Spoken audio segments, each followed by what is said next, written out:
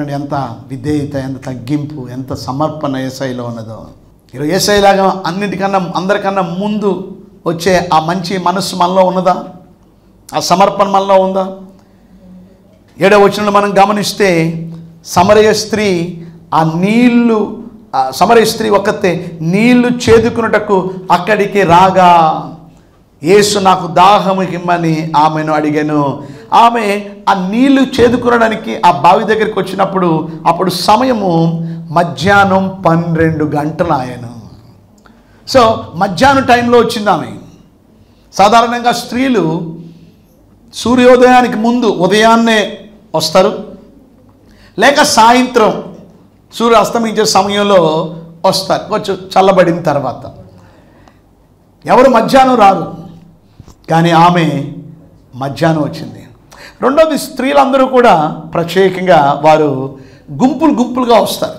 అంటే ఒక గ్రూప్గా వారు వచ్చి వారు ఆ బావి దగ్గరే కొంతసేపు మాట్లాడుకుంటూ ఉంటారనమాట. సో ఫ్రీ టైము వారికి ఆ బావి దగ్గరే. సో అందరూ గుంపులుగా వస్తారు. కానీ ఇక్కడ మనం గమనిస్తే సమరయ స్త్రీ ఒంటరిగా వచ్చింది. అంటే దాని అర్థం ఏంటంటే తనతో స్నేహం చేయడానికి కానీ, తనతో మాట్లాడడానికి కానీ, తనతో కొంతసేపు గడపడానికి కూడా ఆ ఊరోళ్ళు ఎవరికి కూడా ఇష్టం లేదు. ఎందుకంటే ఆమె క్యారెక్టర్ని బట్టి, ఆమె ప్రవర్తనను బట్టి, ఆమె పరిస్థితిని బట్టి అందరూ ఆమెని ద్వేషించేవారే కానీ ఆమెను ప్రేమించే వాళ్ళు ఎవరు కూడా లేరు. సో పబ్లిక్లో ఆమెకు సరైన గుర్తింపు లేదు. ఎందుకంటే మనం 16 నుంచి చదివితే అక్కడ రాయబడి చూడండి, యేసును వెళ్ళి నీ పెనిమిటిని పిలుచుకుని రమ్మని ఆమెతో చెప్పాను. ఆ స్త్రీ నాకు పెనిమిటి లేడనగా యేసు ఆమెతో నాకు పెనిమిటి లేడు నువ్వు చెప్పిన మాట సరే, నీకు 5 పెనిమిట్లు, ఇప్పుడు ఉంటున్నవాడు నీవాడు కాదు. అంటే దాని అర్థం ఏంటంటే ఆమె యొక్క పరిస్థితి, ఆమె యొక్క లైఫ్ స్టైల్ బాగోలేదు. కనుక ఆ ఊరోళ్ళు ఎవరు కూడా ఆమెతో ఎందుకు, ఒకవేళ ఆమెతో తిరిగితే ఏమనుకుంటారు అందరూ కూడా, ఇలా అటువంటి వారే అనుకుంటారేమో అనుకుని అందరూ ఆమెను విడిచిపెట్టేశారు, అందరూ ఆమెను ద్వేషించేశారు. కానీ ఈరోజు నేను అడుగుతున్నాను, నువ్వు కూడా అలాంటి ఒంటరి స్థితిలో ఉన్నావేమో, ఒంటరి పరిస్థితిలో ఉన్నాయేమో. నీ బంధువులు, నీ స్నేహితులు, నీ ఫ్రెండ్స్, నీ రక్త సంబంధులు అందరూ నిన్ను విడిచిపెట్టేశారేమో. కానీ యేసయ్య ఆయన నిన్నెన్నడూ విడవడు, నిన్ను ఎన్నడూ ఎడబాయడు. ఆయన ఎల్లప్పుడూ నీతోనే ఉంటాడు. ఈరోజు ప్రత్యేకంగా ఆమె కోసమే ప్రత్యేకంగా యేసు ప్రభువారు అంత దూరము నుండి యూదయ నుండి ఆయన సమరయకి రావడానికి గల కారణం అందరి చేత ద్వేషించబడి అందరి చేత చీ అనిపించుకున్న ఆ పాపాత్మురాల దగ్గరికే యేసు ప్రభువారు రావడం జరిగింది. యేసు ప్రభువారు నేను పాపులను రక్షించుటకే నేను ఈ లోకానికి నేను వచ్చాను. ఆమేన్. సో యేసయ్య ఎప్పుడు మనతోనే ఉంటాడు, ఆయన ఎప్పుడు మనల్ని ఆయన విడిచి పెట్టడు. ఇక్కడ మనం గమనిస్తే ఇప్పుడు యేసయ్య ఒంటరిగా ఉన్న ఒక అమ్మాయితో, ఒక సహోదరితో అక్కడ మాట్లాడుతున్నాడు. ఈ విషయం బట్టి ఈవెన్ శిష్యులు కూడా ఆశ్చర్యపోయారు. చూడండి 27వ వచనంలో గమనిస్తే, ఇంతలో ఆయన శిష్యులు వచ్చి ఆయన స్త్రీతో మాట్లాడుడు చూచి ఆశ్చర్యపడిరి. ఎందుకంటే సాధారణంగా యూదులు పబ్లిక్లో ఏ స్త్రీలతో కూడా మాట్లాడు, మరి ముఖ్యంగా రబీ బోధకుడు తన భార్యతో తప్ప ఎవరితో కూడా స్త్రీలతో మాట్లాడడానికి వీలు లేదు. అదేనా కూడా తన భార్య కావచ్చు, లేక తన కుమార్తె కావచ్చు, లేక తన సహోదరి కావచ్చు, ఎవరైనా కావచ్చు, వారి ఇంటిలో మాట్లాడతారే తప్ప బయట మాట్లాడరు. ఈవెన్ పరిసయ్యులు కూడా వారికి ఏమైనా స్త్రీ ఎదురుగా వచ్చినా వారు కళ్ళు మూసుకొని వారు పక్కకి తప్పుకుంటారు తప్ప వారు నేరుగా వారు వెళ్ళడానికి కూడా ఇష్టపడరు. అటువంటిది ఇప్పుడు యేసు ప్రభు వారు మనం గమనిస్తే చెప్పండి, ఆ బ్యారియర్ని ఏం చేశాడు చెప్పండి, ఆయన తెంచేసి ఇప్పుడు ఆయన ఏం చేస్తున్నాడు, మాట్లాడుతున్నాడు. ఇప్పుడు మనం ఏం చేయాలి, తప్పక స్త్రీతో మాట్లాడొచ్చా లేదా? మనం కళ్ళు మూసుకుని పక్కకి వెళ్ళిపోదామా చెప్పండి? ఒంటరిగా ఒక స్త్రీతో మాట్లాడొచ్చా? ఒంటరిగా పురుషుడితో మాట్లాడొచ్చా? ఎస్, మాట్లాడొచ్చు. అయితే నీ మనస్సు పవిత్రంగా ఉండాలి, నీకు మంచి ఆలోచన కలిగి ఉండాలా. నువ్వు మాట్లాడేటప్పుడు ఒక అక్కతో మాట్లాడుతున్నట్టుగా, ఒక చెల్లితో మాట్లాడుతున్నట్టుగా, ఒక తల్లితో మాట్లాడుతున్నట్టుగా, ఒక సహోదరుడితో మాట్లాడుతున్నట్టుగా మనలో భావన ఉండాలి. నీ మైండ్, నీ ఆలోచన సరైనది కానప్పుడు నువ్వు మాట్లాడకపోవడమే మంచిది. అందుకే సువార్తలో కూడా నువ్వు వెళ్ళేటప్పుడు నీ పెళ్ళి అయితే నీ భార్యను కూడా తీసుకుని వెళ్ళమని అందుకే చెప్తారు. అంతేగాని మాట్లాడకూడదు, మనం వీళ్ళలేదు, ఒంటరిగా ఎందుకు మాట్లాడావు అనే ఆ బ్యారియర్ని యేసు ప్రభు వారు అక్కడ కట్ చేశారు. ఒకవేళ ఎవరైనా నీ భార్య చెప్పారు, మీ ఆయన ఆ అమ్మాయితో బైబిల్ మాటలు చెప్తున్నాడు, అక్కడ కూర్చుని ఒంటరిగా గదిలో తీసుకెళ్ళి మాట్లాడుతున్నాడు, అప్పుడు వాళ్ళ ఆవిడ అంటది, ఆయన ఆమెతో కాదు అందరితో అలాగే మాట్లాడుతాడు, ఆయన సువార్త ప్రకటిస్తున్నాడు, ఆయన దేవుడి గురించి చెప్తున్నాడు అని నీ భార్య సాక్ష్యం ఇస్తుందంటే నీ గురించి, అప్పుడు నీకు ఒక మంచి సాక్ష్యం ఉన్నట్టు. కనుక స్త్రీ అయినా పురుషుడైనా నీ ఎడల నమ్మకం కలిగి ఉండాలి. సో ఇక్కడ యేసు ప్రభు వారు ఆమెతో మాట్లాడేది, నీ జుట్టు బాగుంది, నీ పళ్ళు వరుస బాగుంది, నీ ముక్కు బాగుంది, నువ్వు ఎర్రగా బుర్రగా ఉన్నావు, చాలా అందంగా ఉన్నావు, ఈ సోది మాట్లాడలేదు అక్కడ. ఆయన ఏం మాట్లాడాడు? ఆయన ఉద్దేశం ఒకటే, ఆమెకు జీవజలం ఇవ్వాలి, ఆమెకు నిత్య జీవాన్ని ఇవ్వాలి, ఆమెకి రక్షణ ఇవ్వాలి.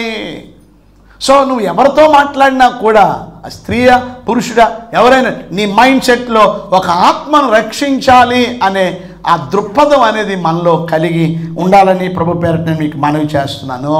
ఆమేన్. ఒకవేళ నీకు ఆ సత్తా నీకు లేనప్పుడు, నీకు ఆ ఆశ నిగ్రహించుకునే సెల్ఫ్ డిసిప్లిన్ లేనప్పుడు ఆ విషయాల్లో దూరంగా ఉండుట మంచిది. ఆమేన్. మీరు శోధనలో పడిపోకున్నట్లు, ఎందుకంటే తప్పక టెంప్టేషన్స్ వస్తాయి. 44 భార్యలు లాంటి ఆంటీలు ఉంటారు. కనుక మనం జ్ఞానంతో ఎప్పుడు ఎలాగా ఎవరితో మాట్లాడాలనేది కూడా చాలా ముఖ్యం. కనుక ఇక్కడ మనం గమనిస్తే యేసు ప్రభు వారు ఒక విషయం మనం గమనిస్తే ఒక స్త్రీతో మాట్లాడుతున్నాడు, ఆ బ్యారియర్లు అక్కడ యేసు ప్రభు కట్ చేశాడు. రెండోది మనం గమనిస్తే ఒక అపవిత్రాలతో మాట్లాడుతున్నాడు, ఒక పాపాత్మురాలతో మాట్లాడుతున్నాడు.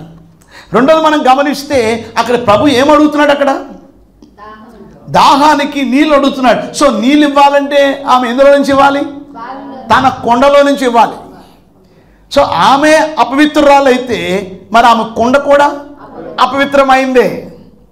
కానీ యేసు ప్రభు వారు ఆమె అపవిత్రమైన కొండలో నుండి కూడా నీళ్లు తాగడానికి యేసు ప్రభు వారు ఇష్టపడ్డాడు. గట్టిగా చేపట్టలు కూడా. కనుక మన ఉద్దేశం ఒకటే ఉండాలి, ఒక ఆత్మను రక్షించాలని. అంతేగాని ఆమె అపవిత్రురాలండి, ఆమె పాపాత్మురాలండి, ఆమండి తక్కువ కులస్తురాలండి, ఆమండి ఆవండి అదండి, ఆమెకండి ఎయిడ్స్ ఉందండి, ఆమెకండి టీబీ ఉందండి, ఆమెకు అదండి ఇది ఉందండి. No no no no no no. నీలో ఎటువంటి తారతమ్యాలు అనేవి నీలో ఉండకూడదు. యేసు ప్రభు వారు ఆమె అపవిత్రురాలను తెలుసు కూడా, ఆమె పాపాత్మురాలను తెలుసు కూడా, ఆమె కొండ అపవిత్రమైందని కూడా తెలుసు కూడా.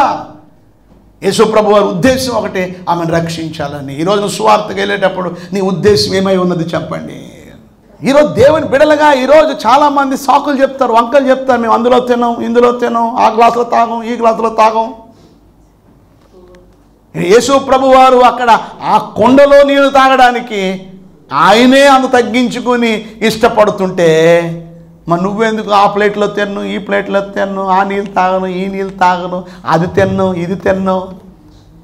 ఏది పెడితే తినాలా, ఏది ఇస్తే అది తాగాల. కొంతమంది ఏమైనా వంకాయ కూర పెట్టారనుకోండి, తినాలా.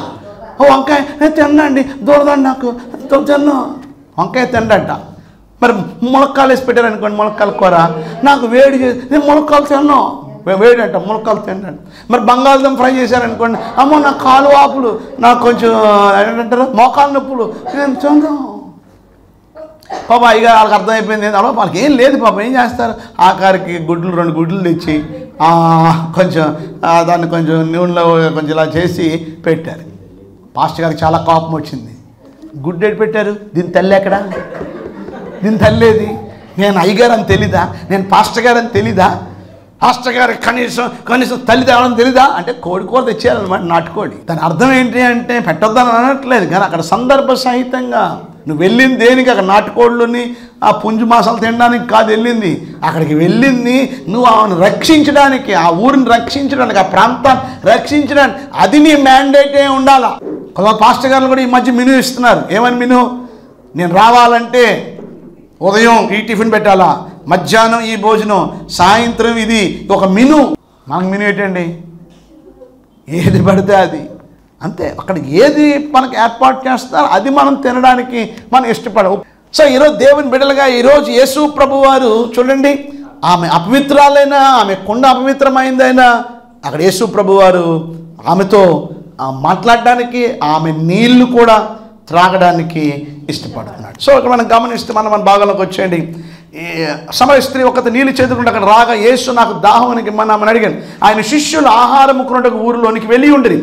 సమరయ స్త్రీ, యూదుడు అయిన నీవు సమరయ స్త్రీని నన్ను దాహమునికిమ్మని ఎలా అడుగుచున్నావని ఆయనతో చెప్పాను. ఎలా అనగా యూదులు సమరయులతో సాంగత్యము చేయరు కనుక నువ్వు యూదుడివై ఉండి నన్ను నీళ్ళు అడుగుతున్నావేంటి? ఎందుకంటే యూదులు సమరయులు ఏం చేయరు? సాంగత్యం. ఎందుకు సాంగత్యం చేయరో గత వారం మనం విన్నాం. ఈ సమరయులు ఎక్కడి నుంచి వచ్చారు? ఆ నార్థన్ కింగ్డమ్, సదర్న్ కింగ్డమ్ రెండు విడిపోయినప్పుడు, ఈ ఉత్తర రాజ్యం అశ్షూరు చెరలోకి వెళ్ళిపోయినప్పుడు పేదవారిని కొంతమంది వదిలేసి మిగతా వాళ్ళని చెరగా పట్టుకుపోయారు. అప్పుడు ఆ ప్రాంతానికి అన్యులు వచ్చారు. ఆ అన్యులు యూదులు కలిసి ఏం చేశారు? వారు పెళ్లి చేసుకుని పిల్లలు కన్నారు. అలాగే బబులోని చెరలోకి వెళ్ళిపోయారు, అందరూ వెళ్ళిపోయారు, కొంతమంది మిగిలిపోయారు. అక్కడ కూడా కొంతమంది అన్యులతో వారు కలవడం బట్టి కొంతమంది బిడ్డలు పుట్టారు. ఆ మిశ్రమ జనాన్నే ఏమన్నారు చెప్పండి? సమరయులు అన్నారు. కనుక వారంటే ఏమాత్రం కూడా గిట్టదు యూదులకి. కనుక వారు అప్పటి నుండి ఇప్పటి వరకు కూడా వారితో సాంగత్యము చేయరు. కానీ ఇప్పుడు యేసు ప్రభు వారు ఆ బ్యారియర్ని కూడా ఏం చేశారు చెప్పండి? కానీ మనకి అలాంటి భేద అభిప్రాయాలు మనలో ఎన్నడూ ఉండకూడదు. వాళ్ళు సమరయులని, వాళ్ళేమో ఎవరు యూదులని, వాళ్ళు అదని, వీళ్ళు ఇదని, వాళ్ళు ఇదని, వాళ్ళు అదని, వీళ్ళు ముందే కర్చీఫులు తెచ్చేసుకొని వాళ్ళ లైన్లో 4 వేసేస్తారు. ఎందుకంటే వాళ్ళు వచ్చారు, మన లేటుగా వచ్చినా వాళ్ళు పక్కనే కూర్చోవాలి.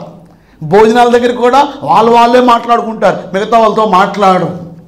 వీళ్ళు యేసుప్రభుని నమ్ముకున్నారు కానీ ఇంకా ఆళ్ళు వీళ్ళు ఇంకా బుద్ధులు పోలేదు ఇంకా చాలామందిది. ఈవెన్ సంబంధాల విషయంలో కూడా అన్నీ బాగానే చెప్తారు. రేపు పరలోకంలో కూడా ఆ కులస్తులనే పక్కన కూర్చోబెడతారు. యేసయ్య మరి పరలోకంలో లేనప్పుడు నీకు ఎందుకు వచ్చిందో టెక్కు? అమెరికాలో ఇలాంటి కులభేదమే లేదు, బ్యారియర్స్ లేవు, వైట్ టు బ్లాక్ అంతే. మరి మీకెందుకు ఇక్కడ? ఏంటి నువ్వు ఏదైతే ఏంటంట? ఇంతకుముందు దేవుడు నమ్ముకోకముందు నీకు ఉంది, ఇప్పుడు ఈవెన్ పార్టీలు కూడా. సో యేసు ప్రభు వారు అక్కడ అప్పటి వరకు ఉన్న బ్యారియర్ని యేసు ప్రభు ఏం చెప్పండి? ఇక అటువంటి ఏమీ లేవు మనకు లేవు. కనుక యేసు ప్రభు వారు అందరితో ఆయన కలిసిమెలిసి ఉన్నాడు. ఇంకోటి మీరు గమనిస్తే చూడండి, అక్కడ 8వ వచనంలో ఆయన శిష్యులు ఆహారము కొనుటకు ఊరిలోనికి వెళ్ళి ఉండిరి. అంటే ఏంటి అర్థం? 8వ వచనం ఆయన శిష్యులు ఆహారము కొనుటకు ఊరిలోనికి వెళ్ళి ఉండిరా, ఊరి బయటికి వెళ్ళారా? అంటే ఏ ఊరిలోకి వెళ్ళారు అంటే దాని అర్థం ఏంటి? అంతే, వాళ్ళకు కూడా యేసు ప్రభు దగ్గర రాకముందు వాళ్ళకు ఉన్నాయి యూదులు కనుక సమరయులతో సాంగత్యం. కానీ ఎప్పుడైతే యేసు ప్రభుతో సహవాసం చేయడం మొదలెట్టారో వాళ్ళు ఆహారం కొనడానికి ఎక్కడికి వెళ్ళారు అంటే దాని అర్థం సమరయులు వండిన వంటని, సమరయులు సిద్ధపరిచిన వంటని, దాన్ని ఏమంటారు, గిన్నెల్లో వండిన దాన్ని తినడానికి ఇష్టపడ్డారు. ఈ అధ్యాయంలో యేసు ప్రభు ఓర్పుని ఇక్కడ నేర్పిస్తున్నాడు. సో ఇక్కడ మనం గమనిస్తే చూడండి, అక్కడ ఆ శిష్యులు ఎక్కడికి వెళ్ళారు చెప్పండి? ఊరిలో. అంటే ఆ భోజనం కూడా ఎక్కడ తెచ్చారు? ఆ సమరయులు. అంటే అర్థం వారికి కూడా ఏమీ లేదు, వారికి భేదాలు లేవు. ఈరోజు మనం కూడా దేవుని బిడ్డలుగా మన ఇటువంటి భేదాలు మనలో ఉండకూడదు. సో ఇక్కడ యేసు ప్రభు రాముని దాహానికి అడిగే నీళ్లు 10వ వచనం. అందుకు యేసు, నువ్వు దేవుని వరమును నాకు దాహమునికి ఇమ్మని అడుగుచున్నవాడు ఎవడో అది ఎరిగి ఉంటే నీవు ఆయనను అడుగుదువు, ఆయన నీకు జీవ జలం ఇచ్చునని ఆమెతో చెప్పాను. కనుక ఇక్కడ నీళ్ళు గురించి మాట్లాడుతున్నప్పుడు ఆమె భౌతికమైన నీళ్ళు గురించి మాట్లాడుకుంటుంది. ఎందుకంటే నువ్వు నీళ్ళు ఇస్తానంటున్నావు, నీ దగ్గర ఏమో కొండలేదు, మరి ఇంత లోతైన బావిలోకి మరి నువ్వు దూకి నీళ్ళు ఇస్తావా? ఎలాగిస్తావు? ఆమెకి ఏమవ్వట్లేదు. యేసు ప్రభు వారేమో ఆత్మ సంబంధమైన విషయాన్ని మాట్లాడుతుంటే ఈమె శరీర సంబంధంగా ఆమె ఆలోచిస్తుంది. కనుక ఆమెకి 3 విషయాలు గ్రహించలేకపోయింది. రాసుకోండి. సమరయ స్త్రీ 3 విషయాలు గ్రహించలేకపోయింది. మొదటి విషయం, ఆయన ఎవరో గ్రహించలేకపోయింది.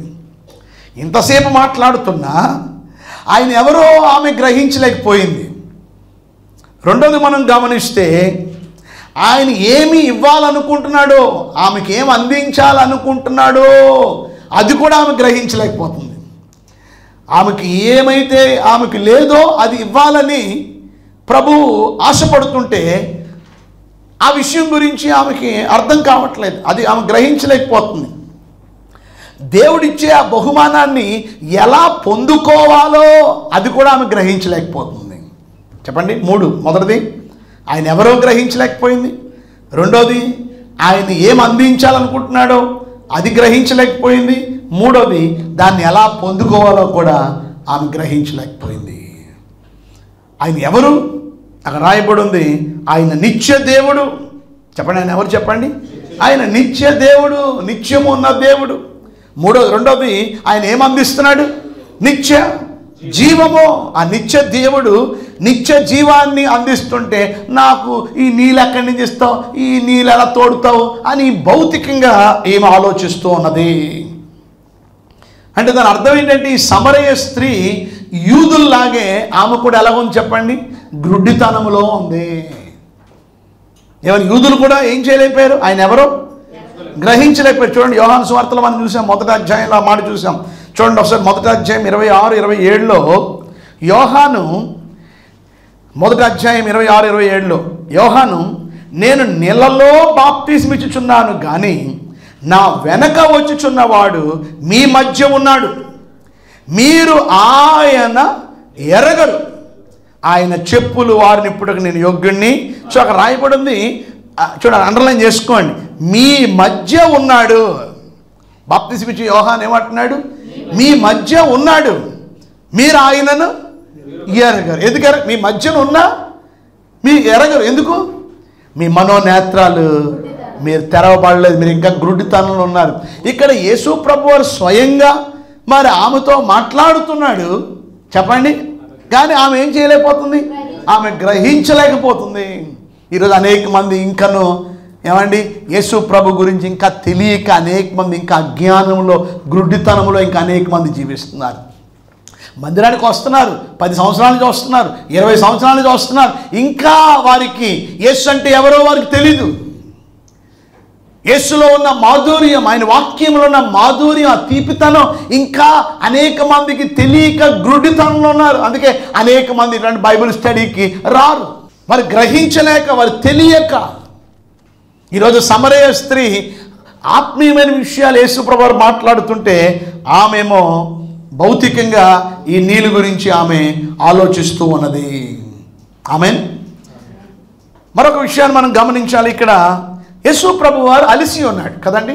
ఆయనకి ఇప్పుడు ఏం అవసరం? ఆయనకి ఇప్పుడు నీళ్లు అవసరం. మత్తయి 11:28 ఏముంది? ప్రయాసపడి భారం మోసుకొనుచున్న సమస్త జనులారా నా యొద్దకు రండి, నేను మీకు విశ్రాంతి, నేను మీ అలసట తీరుస్తాను అన్నాడు. ఆయన దగ్గరికి వస్తే మీకు నెమ్మదిస్తాను, విశ్రాంతి ఇస్తాను, అలసట తీరుస్తానన్న దేవుడే ఇప్పుడు అలసటతో ఉన్నాడు. ఆమేన్. అనేకల యొక్క దాహాన్ని తీర్చిన దేవుడు ఆయనే ఇప్పుడు దాహంతో ఉన్నాడు. ఆగరు అక్కడ నీళ్లు లేక తన కుమారుడు చచ్చిపోతుంటే అక్కడ దేవుడు ఏం చేశాడు చెప్పండి?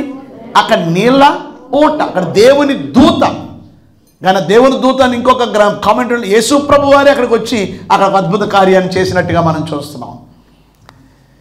వింటున్నారా మీరు అందరూ? ఎందుకంటే యేసు ప్రభు వారు ఏమన్నా సృష్టి ఆరంభంలోనే ఉన్నారు. సో అక్కడ నీళ్ళకి ఒక మినరల్ వాటర్ కాదు ఇచ్చింది, ఆగరికి నీళ్ళు ఓటే.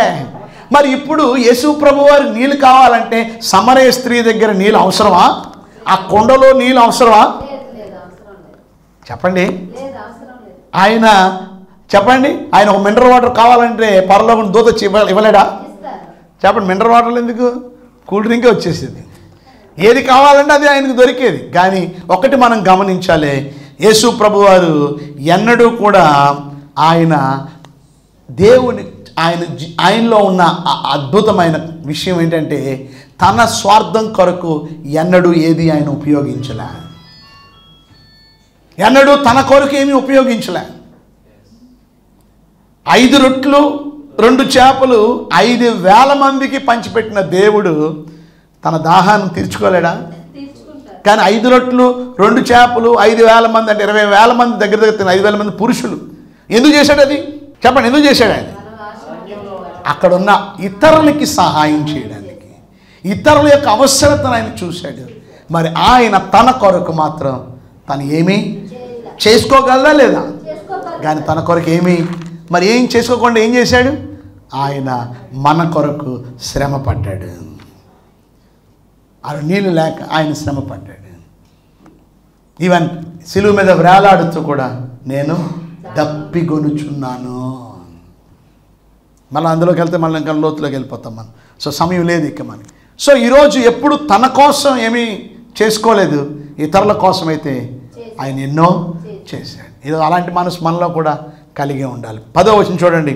ప్రభు అన్నాడు, అందుకు యేసును, దేవుని మొరము నాకు దాహమని నువ్వు అడుగుచున్నవాడు ఎవడో అది ఎరిగి ఉంటే నీవు ఆయన అడుగుదు, ఆయన నీకు జీవ జలం ఇచ్చినని ఆమెతో చెప్పాను. సో యేసయ్య ఏమిస్తున్నాడు చెప్పండి? జీవ జలము. సో మాటలో చెప్పాలంటే జీవ జలం అంటే ఎవరు? ఆయనే. పాత నిబంధనలో తండ్రి అయిన దేవుడు, కొత్త నిబంధనలో చూస్తే కుమారుడైన దేవుడే జీవ జలమై ఉన్నాడు. చూడండి ఒకసారి ఇర్మియా గ్రంథంలో మనం గమనిస్తే 2వ అధ్యాయం 13 చూడండి ఒకసారి ఇలాగే పట్టుకుని. ఇర్మియా గ్రంథం 2వ అధ్యాయము 13వ వచనం చూడండి ఒకసారి. ఇర్మియా 2:13. నా జనులు 2 నేరములు చేసి ఉన్నారు, జీవ జలముల ఊటనైనా నన్ను విడిచి ఉన్నారు. చూసారా, మొదటి తప్పు వారు ఏం చేశారు చెప్పండి? జీవ జలముల ఊటనైనా నన్ను విడిచి. సో ఇశ్రాయేలు ప్రజలు ఏం చేశారు చెప్పండి? జీవజలములను నన్ను విడిచిపెట్టారు. అంటే జీవజలం ఎవరు? యేసయ్యే జీవజలం. ఆమేన్. సో ఈరోజు యేసు ప్రభువారు ఇస్తున్నది ఏమిటి అంటే జీవ జలము, అనగా ఆ జీవజలమని యేసయ్య నిత్య దేవుడు నిత్య జీవాన్ని ఆమె కొరకు అనుగ్రహిస్తున్నాడు. ఆమేన్. సో ఇక్కడ యేసు ప్రభువారు ఆమె శారీరకమైన దప్పిక తీర్చడానికి కాదు అక్కడికి వచ్చింది, ఆమె ఆత్మీయమైన దప్పిక, రాసుకోండి, ఆమె ఆత్మీయమైన అవసరతను తీర్చడానికి యేసు ప్రభువారు అక్కడికి వచ్చారు. ఈమెమనుకుంది, ఈ నీళ్ళు ఇస్తే, ఈ జీవజాలం ఇచ్చేస్తే ఇక నేను ప్రతి వారం ప్రతిరోజు నీళ్ళు కోసం ఇక బావి దగ్గరికి రావాల్సిన అవసరత లేదు అనుకుంది. కానీ ఆ నీళ్ళ కోసం కాదు యేసు ప్రభువారు మాట్లాడుతుంది. ఆయన మాట్లాడుతుంది నిత్య జీవము అనే నీళ్ళు కొరకు. ఆమేన్. ఈరోజు అనేక మంది ఆయన ఆలోచనల్ని గ్రహించలేకపోతున్నారు. సో యేసు ప్రభువారు ఆమెకు అర్థమయ్యేలాగా ఆమె చెబుతున్నా ఆమె మాత్రం అర్థం చేసుకోండి. అందుకే ఇప్పుడు యేసు ప్రభువారికి డైరెక్ట్ అయిపోయారు.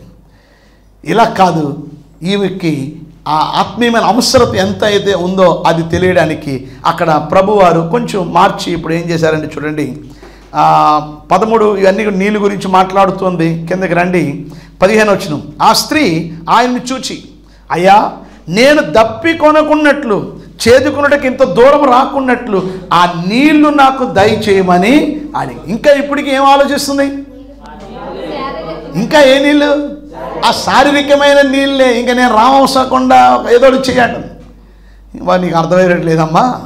ఆయన ఇప్పుడు ప్రభు ఏమన్నాడంటే ఇప్పుడు అసలైన టాపిక్ వచ్చాడు. ఏమని చూడండి, ఇప్పుడు అసలైన టాపిక్లోకి ఏమని, యేసు సరే నీళ్ళు ఇస్తాను, నీళ్ళు నువ్వు వెళ్ళి నీ పెనిమిటిని పిలుచుకుని ఇక్కడికి రమ్మని ఆమెతో. ఇప్పుడు మా డైరెక్ట్ అయిపోయాడు. ఏమని చెప్పండి యేసు ప్రభు వారు, సరే ఆ నీళ్ళు ఇస్తాను, నువ్వు వెళ్ళి నీ పెనిమిటిని తీసుకురా. ఒక్కసారి ఆమె షాక్ అయిపోయి ఉండదు. అప్పుడు ఆమె ఏమన్నదో చూద్దాం, కిందకి రండి. ఆ స్త్రీ నాకు పెనిమిటి లేడనగా అంటే ఇంతవరకు పెద్ద స్టేట్మెంట్ ఇచ్చిన ఆమె ఇప్పుడు ఒక చిన్న స్టేట్మెంట్తో ఆపేసింది. ఏమని చెప్పండి? నాకు పెనిమిటి లేడు. అంతే, ఒక లైన్ షార్ట్ ఆన్సర్ ఇచ్చేసింది. ఎందుకు? ఆమె నోరు మూసిపోయినంత పని అయిపోయింది ఆమెకి. చూసారా, ఒక్కసారి ఆమె షాక్ అయిపోయింది అక్కడ.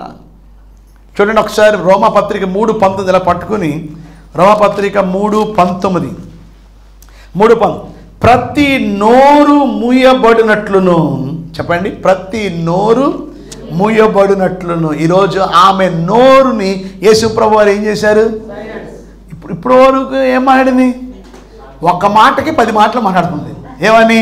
ఆ నీళ్ళు, ఈ నీళ్ళు, అది ఇది. కానీ ఎప్పుడైతే నీ పెనిమిట్, నా పెనిమిట్ లేడు అని అక్కడితో ఏం చేయండి చెప్పండి, కట్ చేసింది. అయితే ప్రభు ఏమన్నాడు చూడండి, అక్కడ యేసుప్రభు కట్ చేయలేదండి, ఆయన ఏమన్నాడో చూడండి. యేసు ఆమెతో, నాకు పెనిమిటి లేడని నువ్వు చెప్పిన మాట సరియే, నీకు 5 పెనిమిట్లు ఉండేది, ఇప్పుడు ఉన్నవాడు నీ పెనిమిటి కాడు, సత్యమే చెప్పితివనెను. ఈరోజు యేసు ప్రభు కోరుకుంటుంది ఏంటంటే తన దగ్గర నుండి కన్విక్షన్, అంటే తన తప్పుని ఒప్పుకుంటుందేమో అని ప్రభు ఎదురు చూశాడు. అక్కడ ఒక వ్యక్తి మారాలంటే ముందు కన్విక్షన్ చాలా ఇంపార్టెంట్, రాసుకోండి. అంటే నేను పాపిని, నాలో తప్పు ఉన్నది, ఆ కన్విక్షన్ అనేది రావాలి. Without conviction there is no conversion. రాసుకోండి, without conviction there is no conversion. అంటే నీలో నీ తప్పును ఒప్పుకోలేనిదే నీలో మార్పు అనేది నీలో రాదు. ముందు నేను తప్పు చేశాను మనం ఒప్పుకోవాలి. ఎస్, నేను ఒక పతితిని, నేను ఒక అన్యాయపురాల్ని, నేను ఒక పెనిమిటితో కాదు నేను సంతోషించింది, నేను 5 పెనిమిటిల్ని నేను మార్చాను, ఇప్పుడు ఉంటున్నవాడు నా వాడు కాదు. అది యేసు ప్రభువు ఆమె దగ్గర నుండి కోరుకున్నాడు. తన తప్పును ఒప్పుకుంటుందేమో అని కోరుకున్నాడు, కానీ ఆమె దాన్ని కోరుకోలేదు. కానీ ఆమె ఏం చేసింది చెప్పండి? ఆమె ఏమంటుంది చెప్పండి? అప్పుడు ఆ స్త్రీ, అయ్యా నువ్వు ప్రవక్తవని గ్రహించు. ఆ మాట చెప్పగానే ఏమంటుంది చెప్పండి? ప్రవక్తవని అని ఏమన్నా చెప్పండి? మా పితరులు ఈ పర్వతమందు ఆరాధించిరి, కానీ ఆరాధించవలసిన స్థలము యెరూషలేములో ఉన్నదని మీరు చెప్పుదురని ఆయనతో అనగా, యేసు ఆమెతో ఇట్లనెను. ఏం చేసింది ఇప్పుడు? ఏమే టాపిక్ డీవియేట్ చేసింది. ఇప్పుడు యేసు ప్రభు ఆ పెనిమిటి గురించి మాట్లాడుతున్నప్పుడు ఇప్పుడు ఆమె ఏం చేయాలా? ఇంకా ఆ యేసు ప్రభువుని మాట్లాడనివ్వాలా. కానీ యేసు ప్రభువుని మాట్లాడనివ్వకుండా ఇప్పుడు టాపిక్ని ఏం చేస్తుంది చెప్పండి? అయ్యా మేము మన పితృలు ఉన్నారు కదా, మేమేమో ఆ కొండ మీద ఆరాధించేవాళ్ళం, మీరేమో ఈ కొండ మీద ఆరాధిస్తున్నారు. ఆ టాపిక్ ఇప్పుడు అవసరమా చెప్పండి? చూసారు, చాలామంది కూడా ఒకటి మాట్లాడుతుంటే వాళ్ళు ఏం చేస్తారు చెప్పండి? అది ట్రాక్ని ఎలాగోలాగా డీవియేట్ చేస్తారు, ఎందుకంటే అది వినడానికి వారికి ఇష్టం లేదు. ఇప్పుడు అది ఆమె పరిస్థితి. యేసుప్రభు వారికి అన్నీ తెలుసు, కానీ ఇప్పుడు ఆమె మాట్లాడుతుంది. ఇప్పుడు ఏం మాట్లాడుతుంది చూడండి, ఆమె టాపిక్ డీవియేట్ చేసి ఏమంటుంది చూడండి. మా పితరులు ఈ పర్వతమందు ఆరాధించరు, కానీ ఏ పర్వతం ద్వారా ఆరాధించేవాళ్ళు వీళ్ళు? మౌంట్ గెర్జిమ్. చెప్పండి, ఏం చెప్పండి? మౌంట్ గెర్జిమ్లో ఆరాధించేవారు. మా పితరులు ఈ పర్వతమందు ఆరాధించరు, కానీ ఆరాధించవలసిన స్థలం యెరూషలేములో ఉన్నదని మీరు చెప్పుదురని ఆయనతో యేసు ఆమెతో ఇట్లా, అమ్మా ఒక కాలం వచ్చుచున్నది, ఆ కాలమందు ఈ పర్వతం మీదైనను యెరూషలేములోనైనను మీరు తండ్రిని ఆరాధింపరు, నా మాట నమ్ము. కోసం మమ్మల్ని సంప్రదించండి. Our address Zion assembly church, Kandrika, Rajinagar road, A colony, Vijayawada 15. Our phone numbers 970356799. మరొక నెంబర్ 7569468499. Thank you.